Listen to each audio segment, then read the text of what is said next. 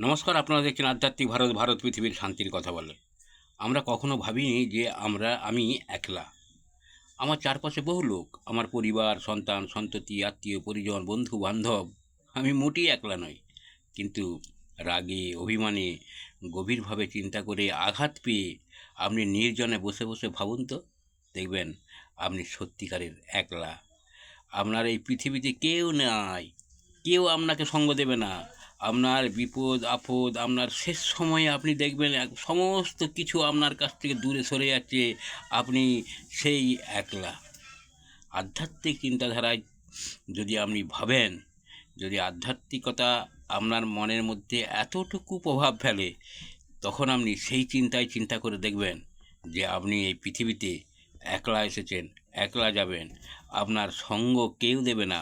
আপনি যাদেরকে আত্মীয় পরিজন বলে সারা জীবন ভাবলেন, তারা আবার অন্য কারোর জন্য ভাবছে, আপনার জন্য আর ভাবে না। ধন্যবাদ। আজ এই পর্যন্ত। সবাই সুস্থ থাকবেন, ভালো থাকবেন। আধ্যাত্মিক ভারত, ভারত পৃথিবীর শান্তির কথা বলে।